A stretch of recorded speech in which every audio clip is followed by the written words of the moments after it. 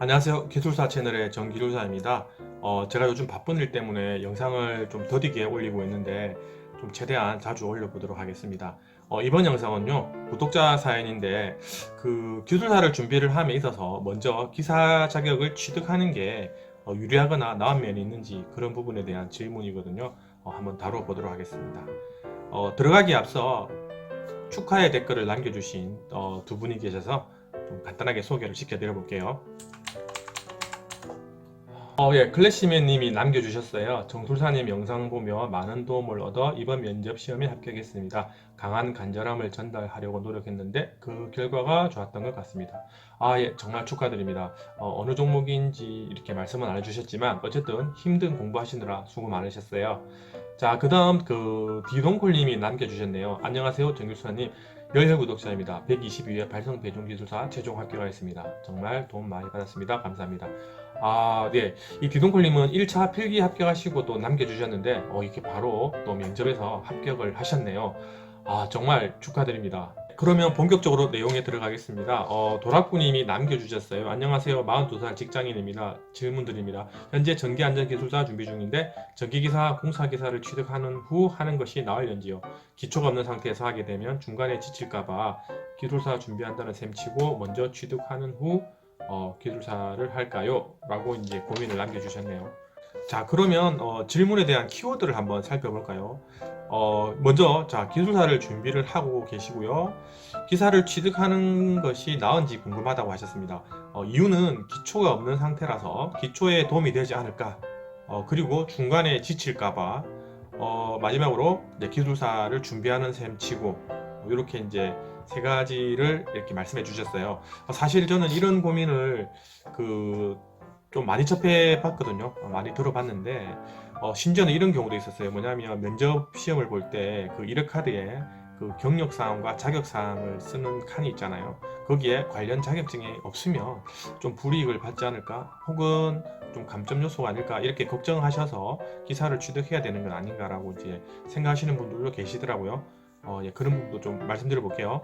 먼저 기초가 없다고 하셨는데 그 부분이 조금 궁금하네요. 어떤 내용이냐면, 그러니까 비전공자이신지 아니면 전공은 맞는데 넓은 시험 범위를 기준으로 봤을 때 종사하는 그런 근무 형태가 아주 협소한 범위만 다루고 있는 것인지, 그래서 전체 범위를 공부하기에 뭔가 잘 이해가 안 되고 어려우신 것인지, 그걸 잘 모르겠네요. 어쨌든 그 기초가 없다고 이렇게 판단이 되면 공부하는 게 많이 힘들 수가 있어요. 그러니까 이해하는 것도 많이 더디고, 또 용어에 대해서 궁금한 점이 바로바로 해소가 되지 않기 때문에 좀 그런 면이 있다고 봐야죠.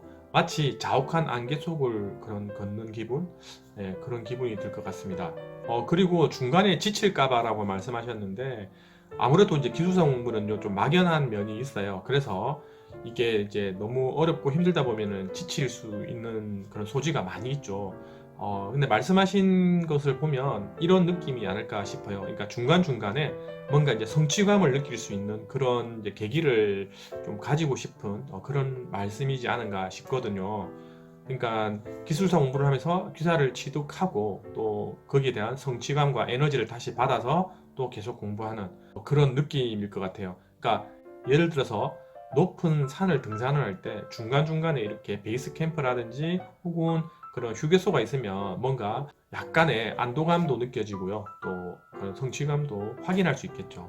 그리고 기술사를 공부하는 셈 치고라고 하셨는데 이 부분도 조금 유사한 것 같아요. 기술사 취득은 어떻게 보면 성공의 잣대잖아요. 자, 그런데 그 성공에 다가가는 그런 성장의 과정을 확인해 보고 싶은 거죠. 정말 내가 지금 다가가고 있는지.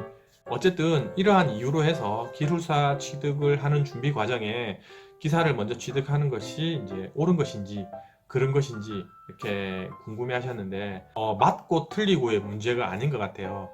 그러니까 어떻게 준비하느냐에 따라서 달라질 것 같거든요.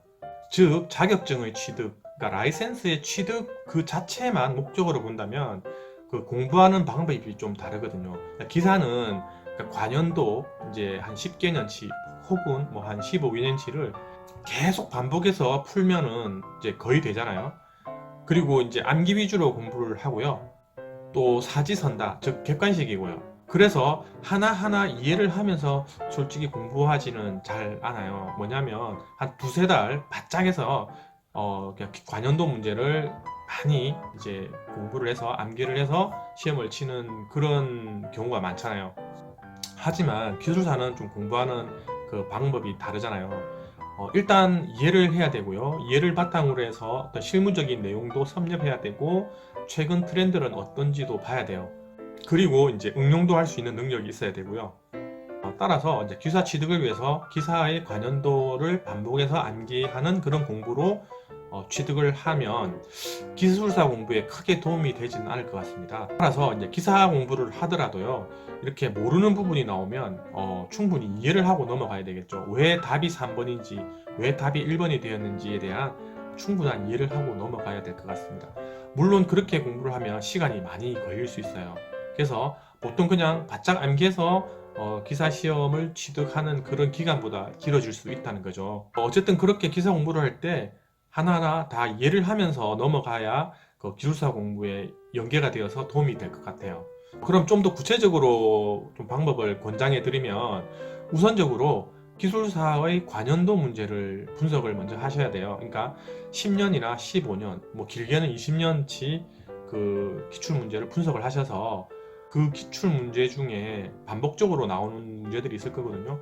그리고 그 기출 문제가 기사 공부에 포함이 되는 그 범위가 있고요. 기사 공부 범위에서 포함이 안 되는 그 내용도 있어요. 그러니까 기사 공부를 하실 때 기술사에 나오지 않는 그런 범위는요, 암기 위주로 공부를 해버리시고요. 기술사에 자주 나오는 문제들은 충분히 이해를 하면서 공부를 하셔야 되겠죠.